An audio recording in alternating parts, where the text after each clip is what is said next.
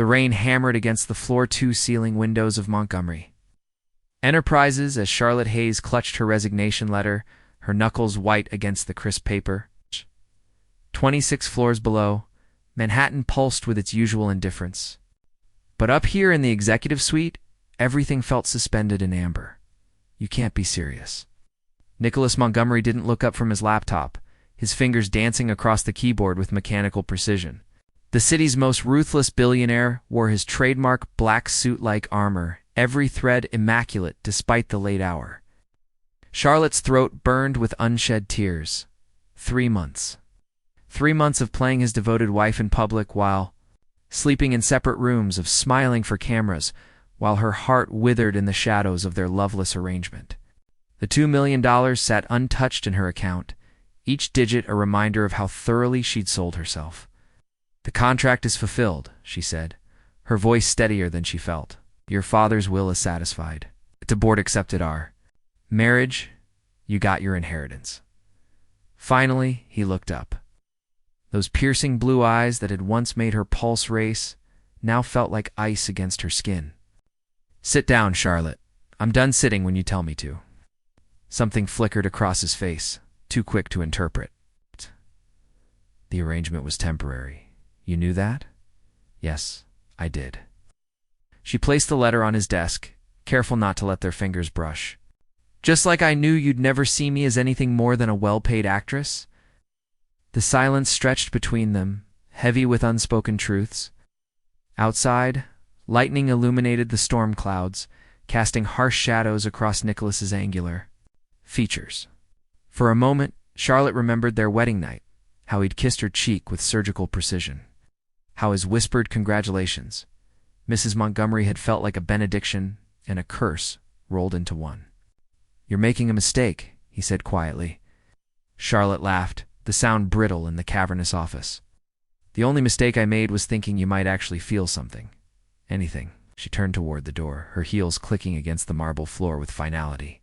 Behind her, she heard the soft rustle of papers, the familiar sound of Nicholas retreating into his work, into the cold sanctuary of numbers and deals where emotions couldn't touch him. "Charlotte," her hand froze on the door handle. She didn't. "Turn around. If you walk out that door, don't come back." The words hit her like a physical blow, but she straightened her shoulders and stepped into the hallway. The elevator doors closed with a soft whisper, and as the numbers descended, so did her resolve. She was free. Finally, brutally free. But as the lobby's marble stretched before her and the rain beckoned beyond the glass doors, Charlotte couldn't shake the feeling that she was walking away from something far more valuable than $2 million. Something that might have been real, if only she'd been brave enough to fight for it. The storm swallowed her whole as she stepped onto the street, and somewhere high above, Nicholas Montgomery stood at his window, watching the rain wash away the last traces of the only woman who'd ever made him question everything. 6 weeks later, Charlotte's new apartment in Brooklyn felt like a cocoon after the glass tower of Nicholas's penthouse. Sunlight streamed through gauze curtains onto second-hand furniture she'd chosen herself. It had the smell of fresh coffee mingled with the faint scent of paint from the walls she'd spent weekend mornings transforming from sterile white to warm sage green. She was finally writing again. Real writing, not the corporate drivel that had paid her bills before Nicholas. The novel that had been gathering dust for years now consumed her evenings. Characters spilling onto pages with the desperate intensity of someone making up for lost time. The knock at her door came at 9:47 p.m., sharp and insistent. Charlotte set down her laptop, her bare feet silent against the hardwood as she approached the door. Through the peephole, she saw a woman she didn't recognize, elegant, silver-haired, with the kind of understated luxury that whispered rather than shouted wealth. Charlotte Hayes. The woman's voice carried a slight tremor. "My name is Eleanor Montgomery. I believe you know my son." Charlotte's hand trembled as she unlocked the door. Nicholas's mother stood in the hallway, her eyes the same, startling. Blue as her son's, but warmer. Haunted by something Charlotte couldn't name. "Mrs. Montgomery." What are you doing here? May I come in, please? There's something you need to know." Charlotte stepped aside, watching as Eleanor took in the modest space with curious eyes. She settled onto the second-hand sofa with surprising grace, her designer handbag clutched in manicured fingers. "Nicholas doesn't know I'm here, Eleanor," began, her voice careful. "He'd be furious if he found out. But I couldn't let you walk away believing what you believe. And what exactly do I believe?" Eleanor's smile was sad, maternal. "That my son felt nothing for you. Your marriage was merely a business transaction to him." Charlotte's heart lurched traitorously, wasn't it? "Oh, my dear." Eleanor leaned forward, her eyes glistening. "Has he never told you about Rebecca?" The name hit Charlotte like a slap. She shook her head, suddenly afraid of what she was about to learn. She was Nicholas's fiancée. 7 years ago. He's beautiful, intelligent, everything a man like my son thought he wanted. Eleanor's voice dropped to a whisper. She died 3 days before their wedding. Car accident, late at night, racing to the venue for a final rehearsal because Nicholas had demanded perfection in every detail. Charlotte sank into the chair across from Eleanor, her knees suddenly weak. He blamed himself, of course. Her for demanding too much, for loving someone so completely that he couldn't see how the pressure was destroying her. Eleanor's fingers worried the clasp of her purse. He swore he'd never let himself feel that way again. Never let anyone get close enough to hurt or be hurt. Then why tell me this? Charlotte's voice was barely audible. Eleanor stood, crossing to the window where the city lights painted patterns on the glass. "Because 3 months ago, I watched my son's funeral mass cracked for the first time in 7 years. I saw him look at you the way he used to look at Rebecca, before fear turned him into stone. He never showed it. Nicholas has spent 7 years perfecting the art of emotional paralysis. But I'm his mother, Charlotte. I know when my son is in love, even when he's too terrified to admit it to himself." The room spun around Charlotte as the pieces clicked into place. Nicholas's moments of unexpected tenderness. The way his eyes lingered on her when he thought she wasn't looking. The careful distance he maintained, as if she were made of glass. "He let you walk away," Eleanor continued, "because he thought he was protecting you from himself. Possibility that loving him might destroy you the way he believes he destroyed Rebecca." Charlotte stood on unsteady legs, her mind reeling. "Why are you telling me this now?" Eleanor turned from the window, her eyes bright with unshed tears. "Because he's dying, Charlotte. Slowly, quietly, but dying nonetheless. And because sometimes the greatest act of love is refusing to let someone suffer in noble silence." Words hung in the air between them, heavy with possibility and terror. Outside, the city hummed its eternal song, but inside Charlotte's small apartment, everything had changed. "What do you want me to do?" Charlotte whispered. Eleanor smiled, and for the first time, Charlotte saw Nicholas in her expression not his coldness, but his hidden capacity for fierce, desperate love. "Fight for him," Eleanor said simply, "the way no one ever taught him to fight for himself."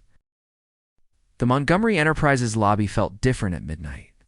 The marble floors echoed with Charlotte's heels as she crossed the empty space. Her reflection fractured in the polished surfaces. The security guard recognized her, nodding with professional courtesy as she approached the elevator bank. "Working late, Mrs. Montgomery?" Title should have stung, but instead it felt like armor, something like that. The elevator climbed toward the executive floor with mechanical precision, each number lighting up like a countdown to something irreversible. Charlotte's hand shook as she clutched the folder Eleanor had given her Rebecca's photos. Letters, the police report from that terrible night 7 years ago. Evidence of a love so profound it had nearly destroyed the man who survived it.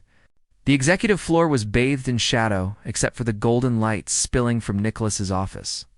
Through the glass walls, Charlotte could see him hunched over his desk, his shirt wrinkled, his usually perfect hair disheveled. Even from a distance, she could see the weight of exhaustion in his shoulders. She pushed open the door without knocking. Coas looked up, and for a split second, his carefully constructed mask slipped. Joy, terror, and desperate longing flashed across his features before the familiar coldness slammed back into place. "Charlotte," her name sounded foreign on his lips. "What are you doing here? I met your mother tonight." The color drained from his face. "Eleanor had no right to tell me the truth." Charlotte stepped into the office, closing the door behind her. To explain why the man who married me has been running scared for 7 years? Nicholas stood abruptly, his chair rolling backward. You don't understand, then explain it to me. Charlotte moved closer, her voice gaining strength. Tell me about Rebecca. The name hit him like a physical blow. Turned toward the windows, his reflection ghost-like in the dark glass. She's dead because of me. She's dead because of a car accident. An accident that happened because I demanded perfection from everyone around me, including the woman I claimed to love. His voice was raw, stripped of its usual control. She was driving to the venue at midnight because I insisted we rehearse one more time, because nothing was ever good enough for me. Charlotte set the folder on his desk, her movements deliberate. Your mother gave me these. Nicholas's eyes fixed on the manila folder as if it contained poison. I don't want to see. Look at them. Charlotte's voice was steel wrapped in silk. Look at her face in these photos, Nicholas. Look at how she's looking at you. Against his will, Nicholas moved closer. Charlotte opened the folder, revealing photograph after photograph of a radiant young woman with dark hair and laughing eyes. In every image, Rebecca gazed at Nicholas with the kind of love that poets tried to capture in words pure, joyful, unafraid. She wasn't afraid of you, Charlotte said softly. She wasn't being destroyed by loving you. She was happy. Nicholas's breath came in sharp bursts. You don't know what you're talking about. I know what it feels like to love someone who's convinced he's poison. Charlotte's voice broke slightly. I know what it's like to watch someone I care about build walls so high that love can't climb over them. Charlotte, I love you. The words tumbled out like a confession, raw and unguarded. I loved you before I understood what that meant. I loved you when you were cruel and distant and impossible. Yet I loved you when you let me walk away without fighting for what we had. Nicholas turned to face her fully, and Charlotte saw tears tracking down his cheeks. The sight nearly broke her resolve. I can't, he whispered. I won't survive losing someone else. I won't survive watching you destroy yourself with guilt over something that was never your fault. Charlotte reached for him, her fingers brushing his cheek. Rebecca loved you, Nicholas. The way I love you, the way you deserve to be loved. What if I hurt you? What if you don't? Charlotte stepped closer, close enough to feel the warmth radiating from his body. What if we're both brave enough to try? For a moment, they stood frozen in the space between fear and possibility. Outside, the city sparkled with a million lights. Each one a story of people taking chances, making choices, refusing to let past pain dictate future joy. I've been dead for 7 years, Nicholas said finally, his voice barely audible. Then let me bring you back to life. When he kissed her, it was nothing like their clinical wedding ceremony. This kiss was desperate, hungry, full of 7 years of suppressed longing and the terrible beauty of second chances. Charlotte tasted salt on his lips and realized they were both crying, mourning the time they'd lost, and celebrating the possibility of what they might build together. I'm terrified, he whispered against her mouth. Good, Charlotte replied, her hands fisting in his shirt. That means it matters. Dawn crept across Manhattan's skyline as Charlotte and Nicholas sat on the leather sofa in his office. Her head resting against his shoulder, his fingers tracing absent patterns on her arm. They'd talked through the night about Rebecca, about the weight of survivor's guilt, about the careful choreography of their 3-month marriage that had become something neither of them expected. I used to dream about her, Nicholas said, his voice hoarse from hours of confession. Every night for the first year, she'd be standing at the altar in her wedding dress, asking me why I let her die. Charlotte lifted her head to study his profile. The harsh angles of his face were softened by exhaustion and something that looked dangerously like peace. What does she say now? Nothing. The dream stopped the night we got married. He met her eyes, and Charlotte saw surprise there as if he was just realizing the significance. I thought it was guilt. I was betraying her memory by going through with a ceremony, even a fake one. Maybe she was just waiting for you to let yourself live again. Nicholas's laugh was soft, wondering. You make it sound so simple. Love is simple. Fear is what makes it complicated. The morning light painted everything in gold the city. Beyond the windows, the scattered papers on Nicholas's desk, It's the careful distance Charlotte had maintained for months that had finally, blessedly collapsed. But even in this moment of fragile intimacy, Charlotte could feel the old fear lurking at the edges of Nicholas's expression. "There's something else," he said, and the careful control was creeping back into his voice. "Something I haven't told you." Charlotte straightened, dread pooling in her stomach. "What?" Nicholas stood and moved to his desk, retrieving a thick legal document from the top drawer. His movements were precise, businesslike, as if he was rebuilding his emotional armor. With each step, "The board meeting is next week. They're voting on a merger with Steinberg International." He held out the papers, not quite meeting her eyes. "If it goes through, I'll be stepping down as CEO." Charlotte scanned the documents, her heart sinking. As she absorbed the implications, "This is what you've been working toward? Giving up the company? Or giving up? Choosing?" Nicholas's voice was carefully neutral. "The merger will secure jobs for thousands of employees. It's the right business decision."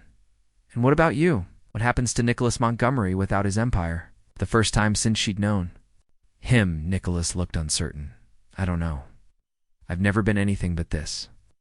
Charlotte set the papers aside and moved to him, her hands framing his face. "You've been a son, trying to honor his father's memory. A man carrying guilt that was never his to carry.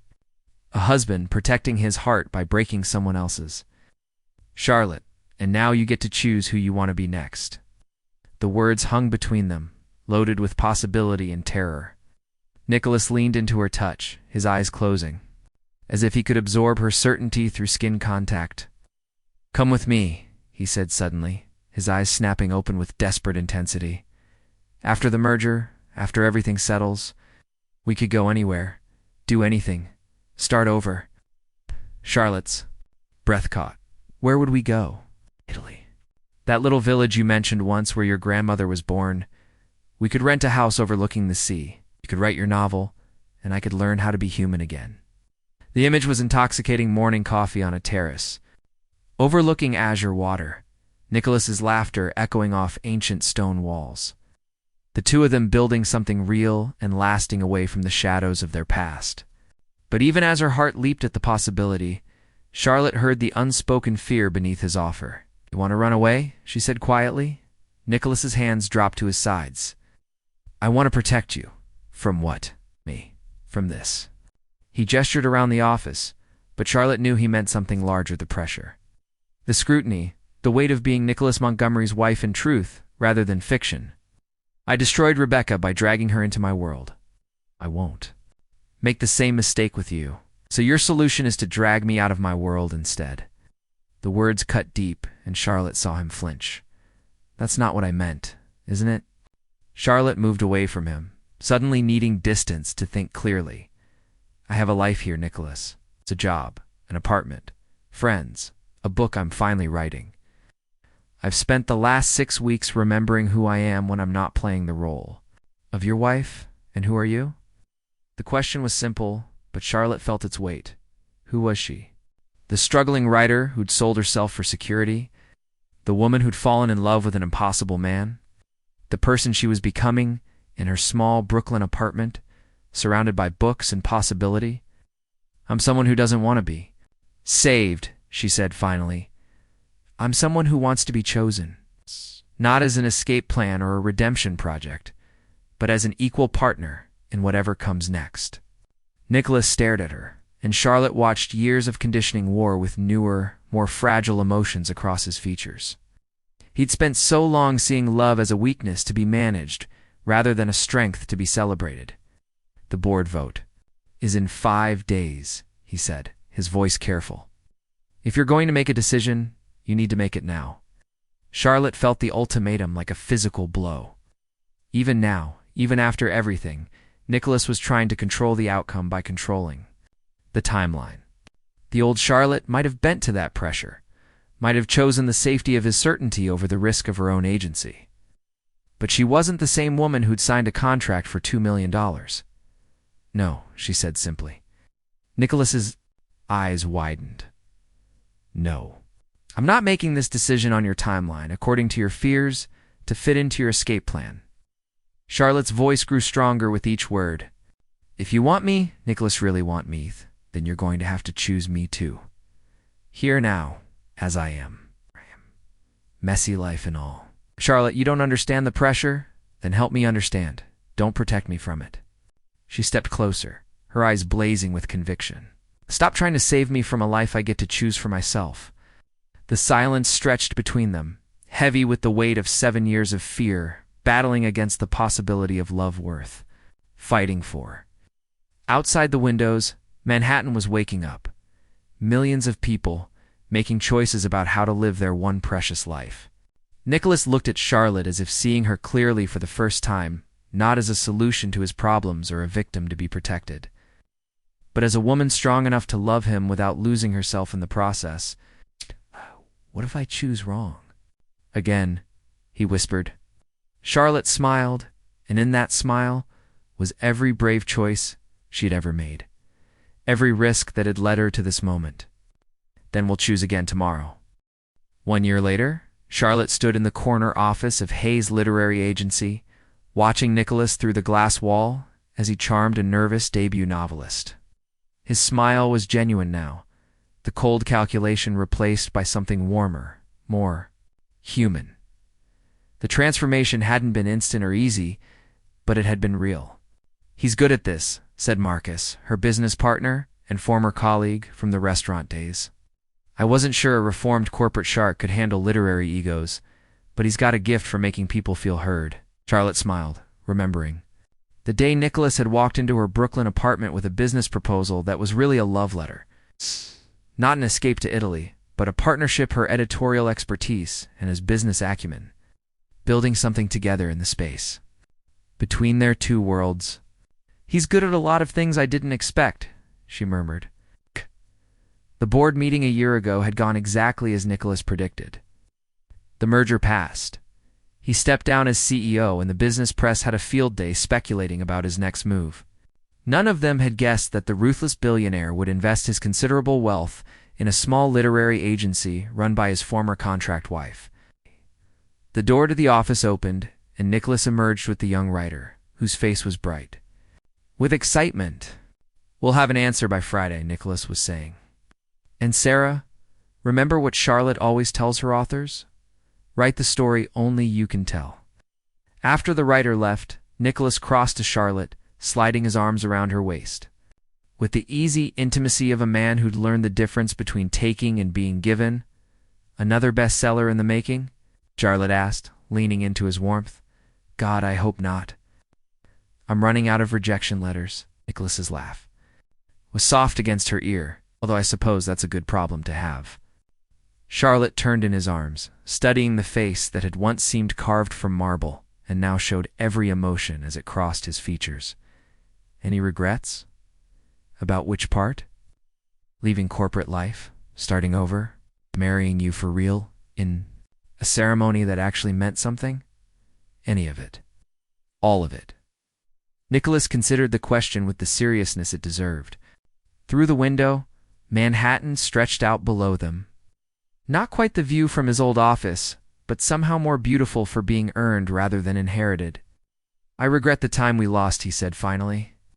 I regret letting fear make me cruel. To you, when you deserved better. I regret not fighting for us sooner, but not the rest. Charlotte, a year ago I was slowly dying in a glass tower, convinced that success meant isolation and love meant destruction. His hands cupped her face, with reverent gentleness. Now I wake up every morning next to a woman who chose to love me anyway, doing work that actually matters. How could I regret the path that led me here? Charlotte rose on her toes to kiss him, tasting coffee and contentment on his lips. The kiss was interrupted by the sound of Marcus clearing his throat dramatically from the doorway. Sorry to interrupt. The romance. But Charlotte, you have a call. Your editor wants to discuss the final revisions on your novel. Charlotte's breath caught. After months of work, late nights wrestling with characters and plot points, her book was finally becoming real. Nicholas squeezed her hand encouragingly. Take the call, he said. I'll handle the afternoon appointments. As Charlotte walked toward her office, she caught her reflection in the glass door. The woman looking back at her was confident, purposeful, no longer playing a role, but living authentically. She'd kept her name when they married for real Charlotte Hayes Montgomery, a hyphenated identity that honored both who she'd been and who she was becoming. The phone call was everything she'd hoped for. Editor was enthusiastic about the final draft, and they set a publication date for the following spring. When Charlotte emerged from her office 20 minutes later, she found Nicholas sitting at her desk. Reading the framed photo she kept their second wedding. A small ceremony in Eleanor's garden with only the people who truly mattered in attendance. "Penny for your thoughts," Charlotte said, settling into the chair across from him. "I was thinking about that day," Nicholas said, touching the glass over their smiling faces. "How different it felt from the first time. Different. How the first ceremony was about what I was afraid to lose. The second was about what I was brave enough to choose." He set the photo down carefully. "I was also thinking about Rebecca." Charlotte tensed slightly. Even now, the specter of Nicholas's first love could still cast shadows, though they were gentler shadows than before. "I finally understand what she would have wanted for me," Nicholas continued. "Not for me to die with her or to spend my life in penance. She would have wanted me to love again, to be happy, to live a life worthy of the love she gave me." "And what about what you want?" Nicholas stood and came around the desk, pulling Charlotte to her feet. "I want to go home to our apartment and help you cook dinner badly. I want to argue with you about which authors we should represent and whether we can afford to take risks on unknown talent. I want to fall asleep next to you and wake up grateful for another day of this messy, complicated, beautiful life we've built together. That's a pretty simple list for a former billionaire. I've learned that the best things usually are simple." As they gathered their things to leave, Charlotte caught sight of the manuscript on her desk, the novel she'd finished. The story that had poured out of her like a confession. It was about second chances and the courage to choose love over fear. About two people who found each other in the spaces between their broken places. "Do you think people will believe it?" she asked, nodding toward the pages. "The love story?" Nicholas followed her gaze, then looked at her with eyes that held no shadows, only warmth and certainty, and the promise of all their tomorrows. "They'll believe it," he said, "because it's true." Hand in hand, they walked out into the New York evening, no longer running from their past or toward an uncertain future, but simply moving forward together, one choice at a time. Behind them, the lights of Hayes' literary agency glowed against the darkening sky. And somewhere in the city, stories were being born, messy, complicated, beautiful stories about people brave enough to love anyway. Above them, stars appeared, one by one, in the deepening sky, and Charlotte thought about all the wishes that had brought them to this moment. Some had been granted in ways she never expected. Others had led to destinations she couldn't have imagined. But all of them had been necessary steps on the path to here, to now, to this life she'd chosen with eyes wide open. "Ow," Nicholas squeezed her hand as they walked, and Charlotte squeezed back a conversation and touch that needed no words, that all the words they needed now and all the time in the world to say them. At the end,